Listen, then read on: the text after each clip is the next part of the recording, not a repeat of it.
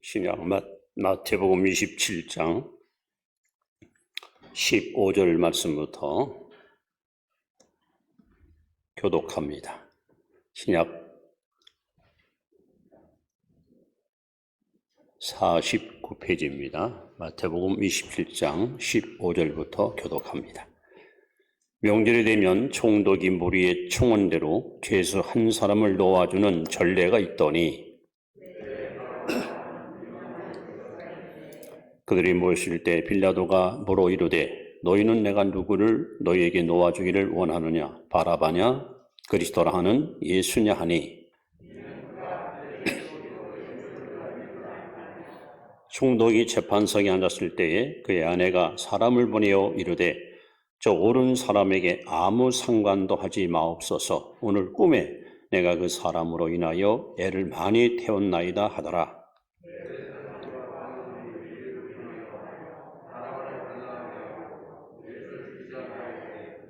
총독이 대답하여 이르되 둘 중의 누구를 너에게 놓아주기를 원하느냐 이르되 바라바로소이다.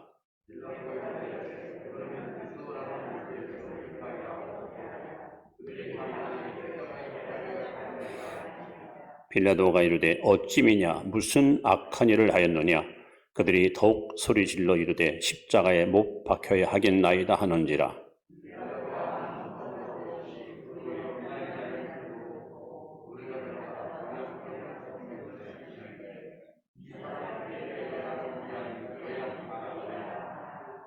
백성이 다 대답하여 이르되 그 피를 우리와 우리 자손에게 돌릴지어다 하거늘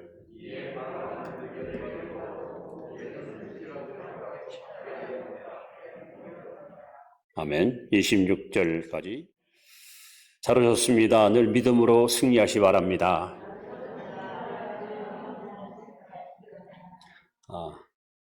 지구촌 모든 그리스도인들은 모임을 가질 때마다 대부분 사도신경으로 신앙 고백을 합니다.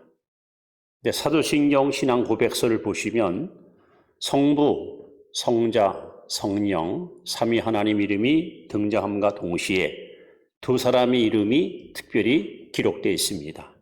한 사람은 동정녀 마리아, 또 한 사람은 본디오 빌라도입니다. 마리아는 생명을 이 땅에 부어준 생명의 은인이라면 빌라도는 생명을 죽인 생명의 원수입니다. 오늘은 고난주간을 맞이해서 특별히 빌라도에 관한 이야기를 소개하려고 합니다.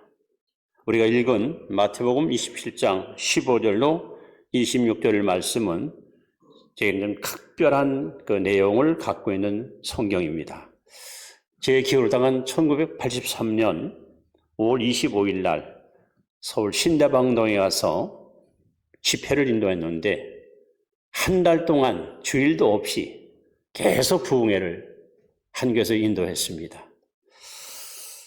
이제 한 강사가 오래 하다 보니까 좀 지루하기도 하고 또 변화도 필요하고 그래서 그때 어렵사리 이영무라는 이영무 유명한 국가대표 축구 선수를 섭외해서 이분이 간증을 하게 됐습니다. 여러분 우리나라 아마 선수 중에 최초로 골을 넣으면은 무릎을 꿇고 세레머니를 하면서 신앙인의 그 멋진 긍기를 보여줬던 거 기억나실 겁니다. 이분이 오신다니까 이영무 선수 보고 싶은 사람, 궁금한 사람들 그래서 예배당에 사람 입추지 없이 꽉 들어찼습니다. 저는 이제 강단 뒤에 앉아서 이분의 간증을 자세히 들어봤습니다. 정말 신실한 믿음의 사람입니다. 얼마나 신앙이 확고하고 얼마나 기도를 많이 하고 얼마나 말씀을 가까이 하는지 제가 너무 감동을 받았습니다. 담임 목사님께서 30분만 간증하라고 했는데 은혜가 되니까 1시간 10분 간증을 했어요. 끝나니까는 전이 10시입니다. 10시. 끝나고 돌아갈 시간이에요. 그래서 이영무 선수가 저한테 죄송합니다. 그래서 저는 오히려 어깨를 두드리면서 아니요. 참 은혜스러웠습니다. 잘했습니다. 괜찮다고 가시라고. 그래서 이제 신자들한테 제가 나서서 여러분 간증은 간증이고 설교는 설교입니다. 시간이 지나기 때문에 제가 딱 10분만 설교할 테니까 제 설교를 꼭 들으십시오. 그래서 오늘 이 본문을 제가 읽고서 그날 설교를 했습니다.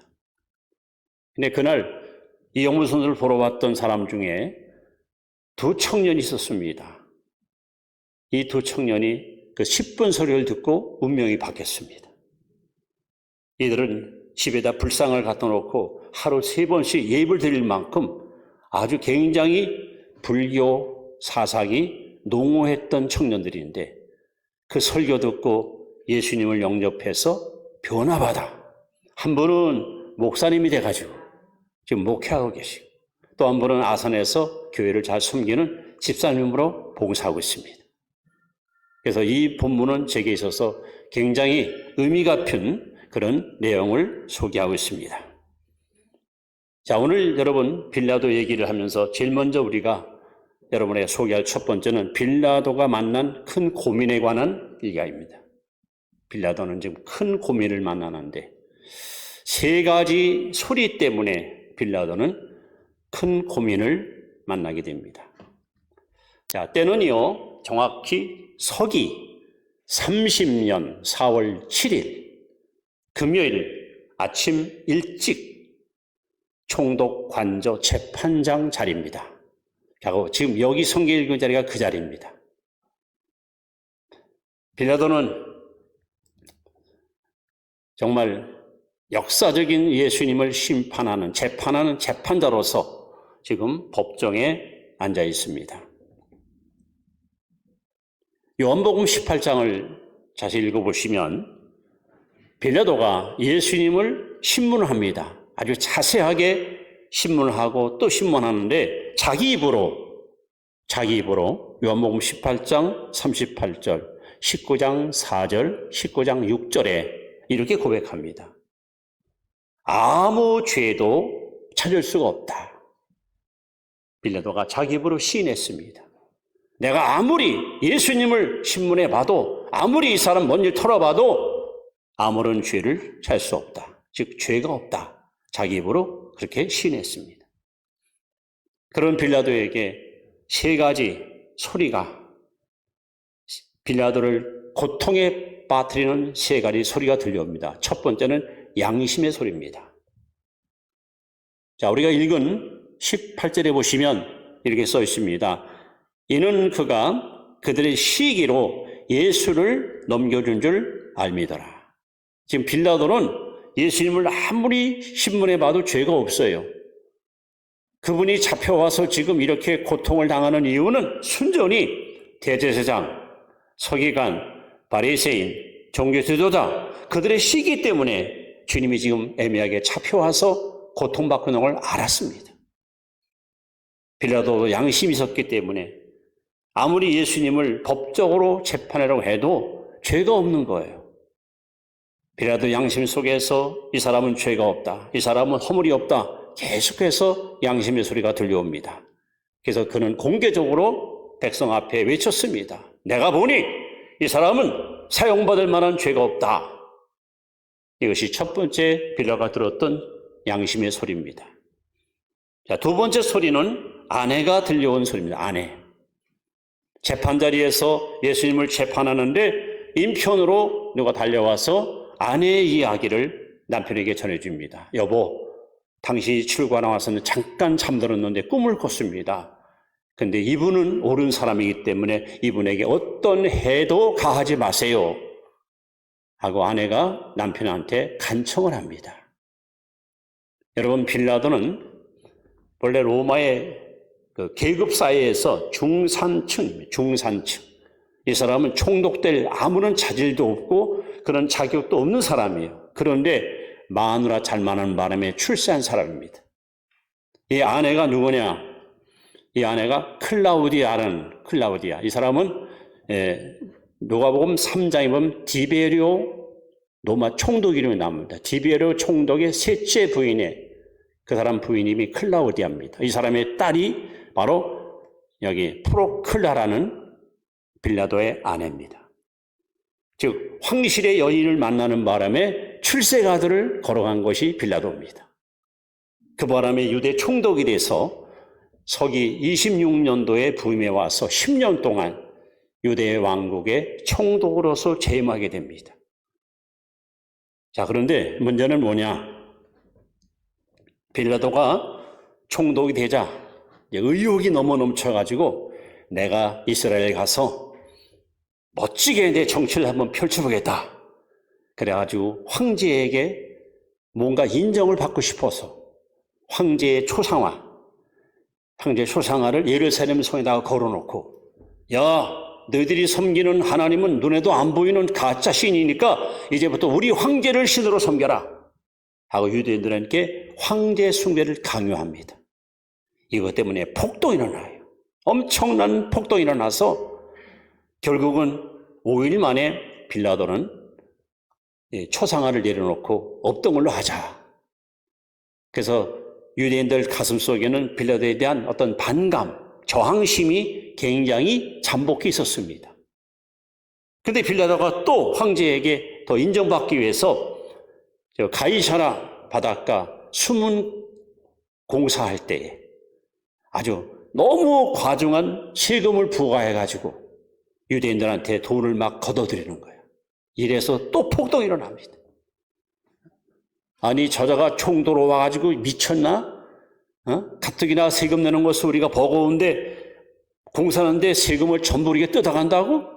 그냥 사람들이 몰고 막 관제에 몰려와서 난리를 치는 거죠. 이런 일들이 모두 로마에 다 보고가 될 거 아니에요.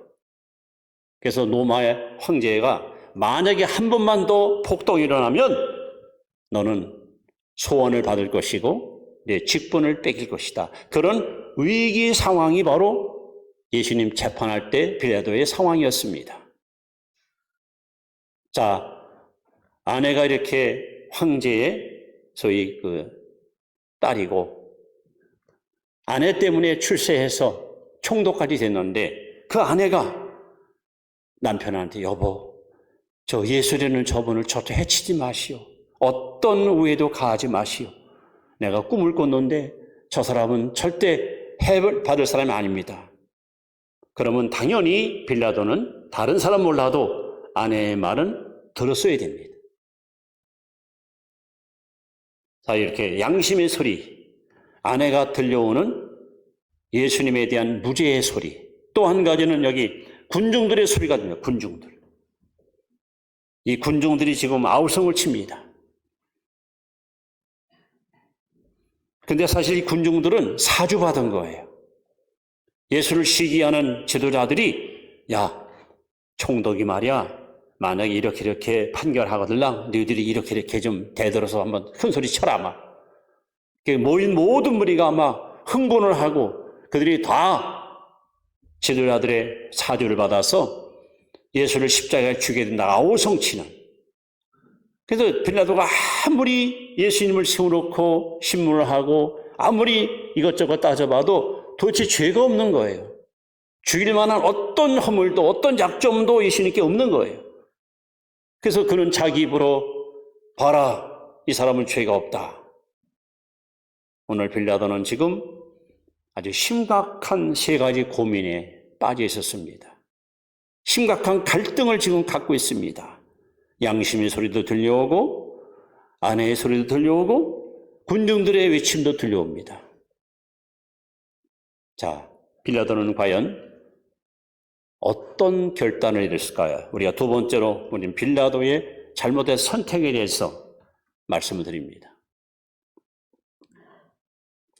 자, 우리나라도 여러분 광복절이나 또 무슨 3.1절이나 국경일이 되면은 대통령에게 특사, 대통령 특별 사면을 조치하지 않습니까?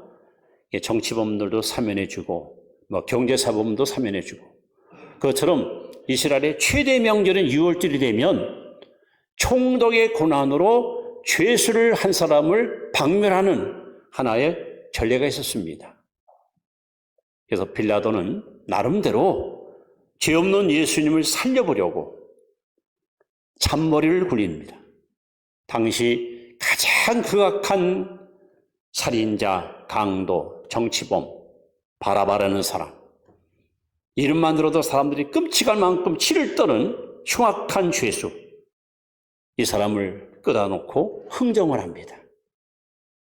아마 빌라도 입장에서는 너무 흉악한 죄수이기 때문에 예수님과 바라바를 세워놓고 야, 둘 중에 누구를 죽이려 하면 틀림없이 백성들이 바라바를 죽이시오. 저건 사람도 아니요. 저 악독한 놈을 당장 이 자리에서 처형해 주시오. 이럴 줄 알았습니다. 그런데 사주받은 백성들이 오히려 정반대로 바라바는 놓아주고 예수를 죽이시오. 십자가에 죽이시오.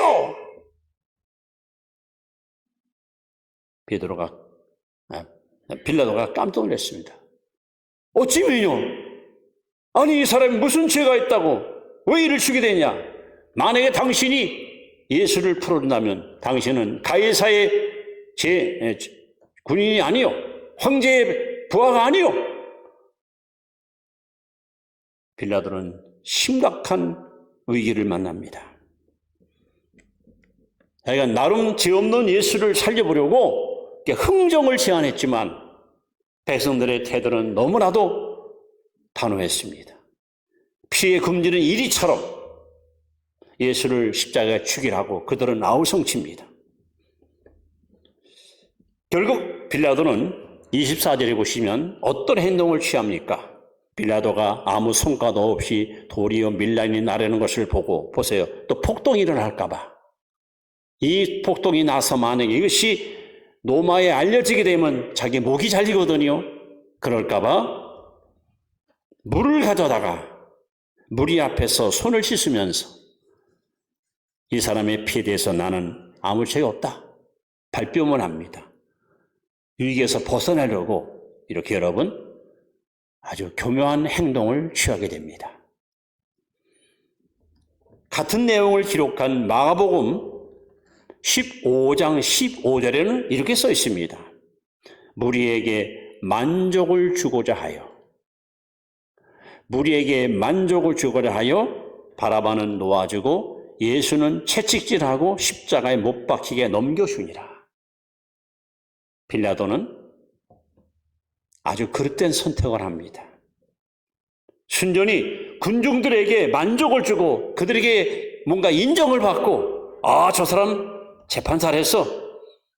판결이 아주 너무나도 확실하고 분명해. 그래 맞아. 바라바는 풀어주고 예수를 죽여야지. 백성한테 뭔가 인정받으려고 그들에게 만족을 주려고 그는 너무도 엄청난 과오를 저지르고 말았습니다. 그러면서 그는 한술 더 떠서 나는 이 사람이 죄가 없는 걸 분명히 알고 있고 내가 너희들에게 죄 없음을 3번이나 공포했다. 근데 너희들이 굳이 십자가에 죽여달라고 요청하니까 내가 너희들 요구대로 내가 이 사람을 넘겨주마. 보십시오. 이제는 책임을 군중들에게 또 맡깁니다. 너희들이 원해서 내가 이 사람 죽게 하는 거니까 잘못은 내게 없어. 다 너희들 잘못이야. 이 빌라도의 그릇된 선택, 잘못된 결정. 반면에 예수님은 십자가를 당신이 선택하셨습니다. 베드로전서 2장 24절에 보시면 신이 나무에 달리사 그 몸으로 우리 죄를 담당하셨으니 이는 우리로 죄에 대하여 죽고 의에 대하여 살게 하심이라. 여기 중요한 단어가 신이 나무에 달리사. 누가 시켜서가 아니에요. 예수님 스스로 십자가로 나아갔습니다. 빌라도는 변명하고 위기에서 면하기 위해서 남에게 책임을 전가시키고 그 위기에서 빠져나가려고 수단 방법을 동원했지만 예수님은 자원하여 십자가로 나아가 저와 여러분의 모든 죄와 허물을 소위 담당하시고 피 흘려 죽으시기 위해서 그는 십자가로 당당히 나아가셨습니다. 자, 이제 오늘 가장 중요한 3번째 이야기입니다. 운명을 결정하는 질문. 오늘 설교 제목입니다. 자, 22절 말씀을 제가 다시 한번 읽어드립니다. 빌라도가 이르되 그러면 그리스도라는 예수를 내가 어떻게 하랴? 예수를 어떻게 하랴? 여러분, 골고다 언덕에는 십자가 3개가 높이 달렸습니다. 중앙에는 예수님이, 좌우에는 강도들이, 그래서 그날 3사람이 처형을 당했는데 중앙에 있는 예수님의 십자가는 바로 인류를 구원시키는 십자가였고, 회개한 한 강도는 구원받은 십자가고, 또한 십자가는 멸망받은 십자가입니다. 성도 여러분, 성경이 우리에게 앞으로 저와 여러분들이 조합해 가서 최후의 판결을 받을 때가 와요. 천국에 들어가느냐 못 들어가느냐, 지옥이냐 천국이냐, 구원이냐 멸망이냐, 이 판결의 기준을 놀랍게도 빌라도의 고백에서 나왔습니다. 하나님은 여러분이 일생 동안 무슨 죄를 짓고 무슨 일을 했으며 인생 어떻게 살았는가, 그 관심 없습니다. 마지막 판결문은 딱 하나밖에 없습니다. 너는 내 아들 예수를 어떻게 했느냐? 하나님 이것만 묻습니다. 내 아들 예수를 어떻게 했느냐? 하나님, 저는요 모태신앙입니다. 5대째 예수 믿는 집안에 태어났습니다. 유아 세례 받았습니다. 난 그거 묻지 않았어. 내 아들 예수를 너는 어찌 했느냐? 하나님, 저는 교회 모든 직분을 섭렵했습니다. 성가대도 하고, 지적의 교사도 하고, 구역장도 하고, 심지어는 회장도 하고, 난 그거 묻지 않았다. 너는 내 아들 예수를 어찌 했느냐? 하나님, 저는 선교사로서 30년 넘게 해외에 나가서 선교했습니다. 난 그거 묻지 않았다. 내 아들 예수를 넌 어찌 했느냐? 영접했느냐? 아니면 거절했느냐? 2000년 전 빌라도 법정에 끌려간 예수님, 이제 빌라도의 판결에 의해서 빌라도가 구원받느냐 멸망당하느냐 중요한 질문을 그는 던집니다. 백성 앞에 외칩니다. 그리스도라는 예수를 내가 어찌하면 좋겠느냐. 버릴 것인가 취할 것인가, 이거는 빌라도의 선택에 따라서 그의 운명이 좌우되는데, 놀랍게도 여러분, 계시록 3장 20절에 이 예수님은 오늘 성령으로 여러분 만문 앞에 와 계십니다. 그리고 이렇게 말씀합니다. 볼지어다 내가 문 밖에 서서 문을 두드리노니. 지금 예수님은 성령으로 오셔서 여러분 마음의 문을 두드리고 있습니다. 누구든지 내 음성을 듣고 문을 열면 내가 그에게로 들어가 그는 나와 더불어 먹고 나는 그와 더불어 먹으리라. 여러분 어찌하시겠습니까? 영접하시겠습니까? 거절하시겠습니까? 하나님은요, 인간이 짓는 어떤 죄도, 어떤 추악한 죄도 다 용서하십니다. 살인, 강간, 방화, 사기, 어떤 죄도 용서하십니다. 그런데 하나님이 용서하지 못하는 죄가 딱 한 가지 있습니다. 다른 건 다 용서해도 이 죄는 용서 못합니다. 요한복음 16장 9절에 믿지 않는 죄, 불신앙의 죄. 내 아들 예수가 너의 과거의 죄, 현재의 죄, 미래의 죄값을 다 끌어안고 십자가 위에서 내 죄를 다 사했다. 내 추하고 더러운 죄를 눈처럼 양털처럼 깨끗이 씻었다. 그 예수 네가 영접하면 넌 구원인데 내가 그 예수를 거절했기 때문에 너는 멸망이야. 그리고 심판의 기준은 내가 어떻게 살았느냐, 뭐 했냐가 중요한 게 아니라 예수님을 거절했느냐, 받아들였냐, 이거예요. 예수께서 요한복음 1장 12절에 말씀합니다. 영접하는 자, 곧 그 이름을 믿는 자들에게는 하나님의 자녀가 되는 권세를 주었으니. 요한일서 5장 12절에 아들이 있는 자에게는 생명이 있고 하나님의 아들이 없는 자에게는 생명이 없느니라. 여러분, 빌라도의 위침, 빌라도의 외마디, 빌라도의 절규, 이것은 온 인류를 대신하는 가장 중요한 운명을 결정하는 외침이었습니다. 예수를 내가 어떻게 할까? 하나님은 저와 여러분에게 자유의지, 우리 인간은 로봇가 아닙니다. 하나님 형상으로 지음받은 존귀한 자들입니다. 즉 우리 인간들은 무엇인가를 내가 선택할 수, 결정할 수 있는 의지를 갖고 있습니다. 그런데 일단 여러분이 선택하면, 결정하면 책임을 내가 다 져야 됩니다. 많은 사람들이 구원받지 못한 이유가 뭔지 아십니까? 예수를 받아들이지 않아요. 거절하니까. 그분이 죄에 빠진 나를 구원할 유일한 구원자시고 사망에서 나를 건지실 부활하신 생명의 주님인 것을 믿는다면 우리는 반드시 그분을 내 마음에 나의 주, 나의 하나님으로 영접해야 됩니다. 근데 그 예수를 거절하니까, 거절한 이유, 믿지 않은 불신앙 때문에 사람들은 멸망을 당하고 지옥으로 여러분 빠지는 겁니다.